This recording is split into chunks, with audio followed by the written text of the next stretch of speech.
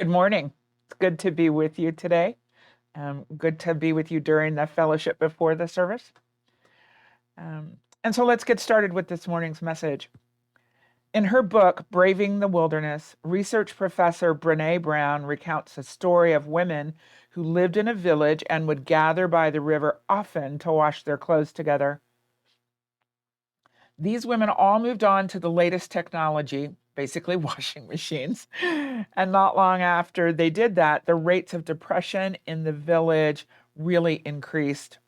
It wasn't the washing machines that caused the problem, it was the loss of connection, the social interaction, the sense of belonging and community that was a consequence of them gathering by the river daily and being able to be with that. Without this daily ritual, these women were lonely. Many of us will see ourselves in these women. The rates of depression and anxiety are increasing in our world, and our feelings of happiness just aren't. It's hardly surprising. Humans are social beings, hardwired for connection, and we will seek it out any way we can. Today, instead of regularly meeting friends and family by the river, we engage with strangers via the internet, finding our tribe among people we don't know and very often do not have a lasting relationship with. It is no coincidence, then, that we are more divided than ever.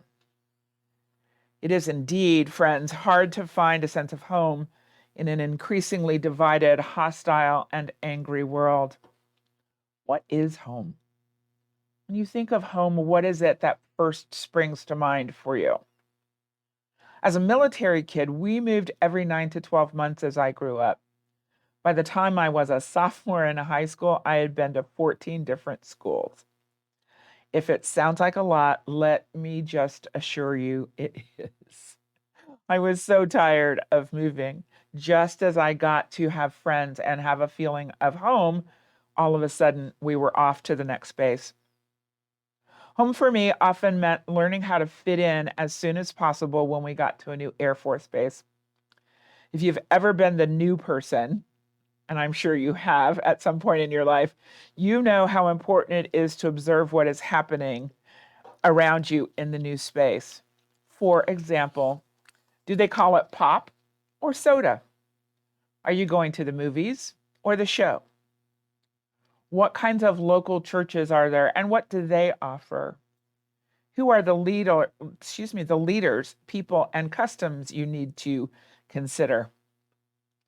And what's cool in your new place? Is it anything like it was to be cool in your old place? If home means a place where people know you and you are accepted, that can often be hard to find.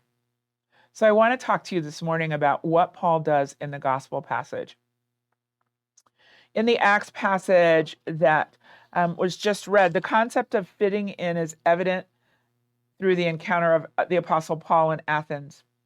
Fitting in, or assimilation in this context, refers to the integrating into a new culture, or a community, or a society, and adopting its norms.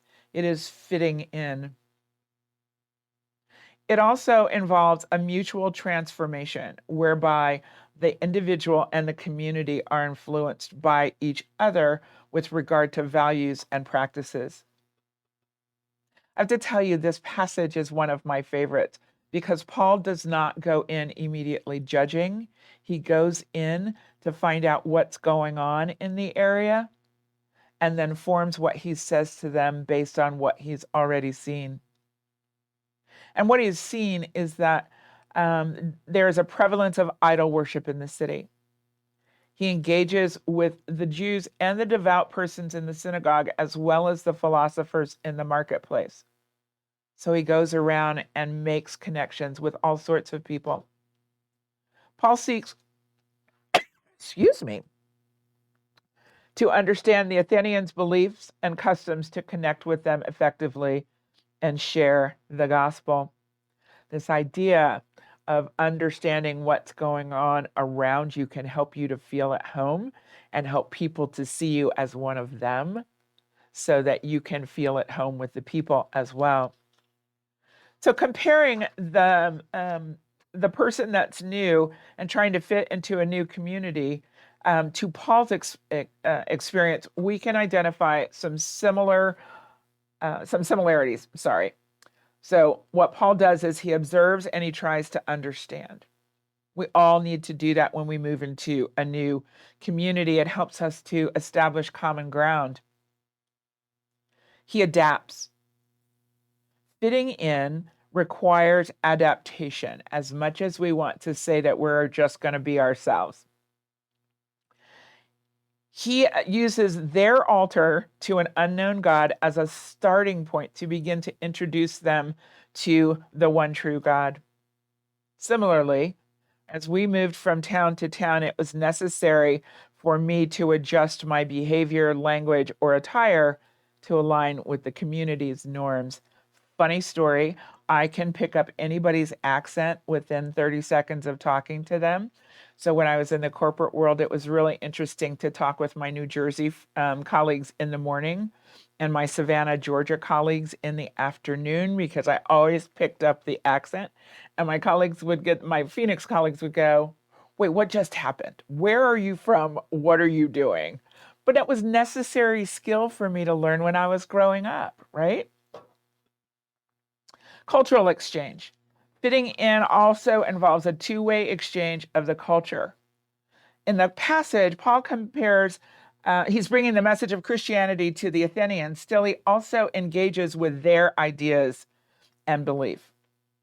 The reason I know, for example, that soda and pop are often referring to the same thing. Oh, and in some regions, it's just called Coke. It's, it's just Coke. It doesn't matter whether it's Pepsi or not. It's just called Coke. Because you learn to adapt, because you need to be able to communicate so that they know what you were talking about and you know what they're talking about. Paul was also very respectful in his communication. When fitting in, it is essential to be respectful and empathetic. He demonstrated this peaceful attitude. He didn't go in saying, "Look, you guys are all going to hell if you don't believe the way that I believe." He used the similarities that he could see to bring them in order to do the next thing, which is building bridges. Fitting in often requires building bridges between the new individual and the existing community. Paul uses their own poets and their religious language to make connections to the gospel. Similarly, an individual integrating into a new community might find common interests or shared values to foster relationships. We're going to come back to that and why it's important to churches to be able to do that. I know from experience that fitting in is not always easy, and there may be challenges and differences to navigate. Paul faced some opposition and some skepticism, but remained open to engaging in meaningful discussions. And so it is for us, whether we are welcoming new people into our church or whether we are going to a new event, a new community event. We must always be open to learning and adapting and not assume that we know everything. Overall, this passage highlights the importance of understanding, adapting, and respectfully engaging with the new community, but also holding on to the things that make you unique and holding on to your own values. It emphasizes the transformative nature of fitting in, where the individual and the community can be enriched by the process. This is why we like diversity in our churches. This is why it is so important for us to ask questions of new people and new cultures that we come to, rather than assuming that we know what exactly is going on and falling into viewing people as stereotypes rather than individuals. So friends, my question for us this morning is, what if we made our church communities or our neighborhoods feel at home? What if we worried less about how different we are, but made our spaces and our lives places where the all-encompassing love and welcome of God greet strangers without first telling them they need to fit in before they can be accepted. You see, what I've found is that home is often not a place. It can be a feeling. It can be a group of people who feel more like family than blood relatives can. And I'm sure some of us have relatives that, even though they're blood, don't feel like family. Home is more than just a physical space, as I learned growing up and changing houses frequently. It's a place that evokes a sense of comfort and safety and belonging and familiarity. It's a place, it's a sanctuary, where you can be yourself, unwind, and feel at ease. So, what are some of the things that contribute to this feeling of home? The first place is comfort. Do you feel physically comfortable in that space, at your friend's house, in your house when friends are there, at the senior center, wherever you are? Do you have a cozy spot? Whether it's a favorite chair, a soft bed, or a well-worn couch, it's the place where you can relax and let go of the stresses of the outside world. Home is a refuge from the outside world. It is where you feel safe and protected, free from harm and danger. And this feeling of security allows you to let your guard down and be vulnerable without fear of judgment. Do you have friends that you feel safe with? I have my primary circle of friends. We call it the sisterhood. We have each been through hell and back. We celebrate with each other. We cry with each other. There is no judgment, and we are each other's best cheerleaders. Have you found that? Can you cultivate that with friends? Home is often filled with things that are familiar to you. When we moved all the time, we still had certain tchotchkes that followed us around from place to place. They were attached to memories and experiences. There are certain smells, like my mother's Nina Ricci L'air du Temps that she always wore when she and my dad went out. Those things are familiar, and they bring a sense of continuity to our lives. Home is also a place where you feel like you belong, that you don't feel like an outsider.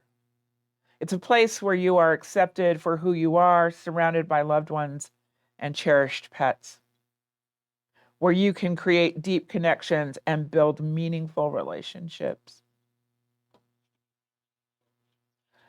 Home is also a place where you can express yourself freely. I think in today's times rather, of dealing with political division and everybody walking on eggshells so that at Thanksgiving dinner, one person doesn't set off the whole table. Freedom of expression may be something that we find outside of our families, or you may find it inside your family. A lot of families are divided these days. At home, you find a nurturing environment. It's where you can find emotional support and understanding, where you can be cared for and care for others. I want to go back to the you can be cared for. Do not rob people of their opportunity for a blessing in taking care of you.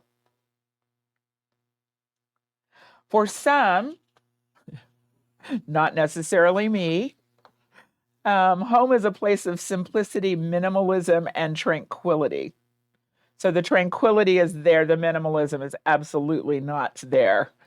But I live a pretty simple life. For others, though, it may be a bustling, vibrant place filled with life and activities. And lastly, home can be a peaceful retreat. to retreat from the pressures of the outside world. It allows you to recharge, find solace, and gather strength to face life's challenges. When I was growing up, my home life was often chaotic due to a large number of factors. We looked good on the outside, but at home it was a totally different situation. And I often felt jealous that my home didn't look like the ones on TV. I've learned, though, over time that the circles of friends that I have created can be home. That feeling that when you are around them that allows you to just be you, loved, appreciated, and seen. I want to tell you today that more and more people are looking for a home. When we talk about churches and we talk about what we need to be in the community, people are looking for connection.